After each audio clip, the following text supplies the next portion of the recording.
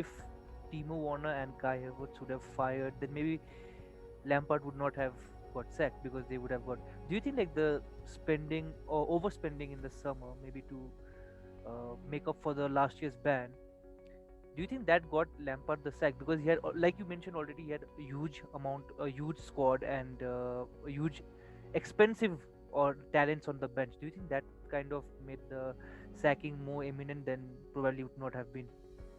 Yeah, I think when you sign players and you don't get rid of players, that's a big problem. It was already a big enough squad. Maybe you got one to replace Willian, who left on a free, and Pedro, but then there's still like 4 extra guys coming into a squad who are probably going to start every game as well. So it's a bit of a mess the way it was dealt with. But I think the pandemic actually really hurt Chelsea in trying to sell players, but still it left Frank with such a difficult situation. And I think that he wanted to be listened to a little bit more and wanted to be understood that it was a difficult situation. And I think, Chelsea's decision to get rid of Frank will really be proven right or wrong by how well Tuchel does. I mean, if Tuchel takes Chelsea back up the league, then yeah, fine. Nobody's going to complain. But if at the end of the season they finish 7th, then people are going to be like, well, you might as well have just kept with Frank, you know what I mean? So I think that's where we're going to end up really in the next few months, and it's going to be interesting to see how it pans out. But I think,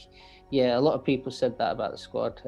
I think the signings are good, but you've got to move players on. And they also needed time as well. There's no pre-season, things like that, which is another, excuse Frank used. But I think it did really hurt, some of the players. And Kai Havertz had COVID as well. So he's really suffered physically after that as well. And we're only just about seeing him get back better now. And Tuchel's probably going to profit from that when he plays well.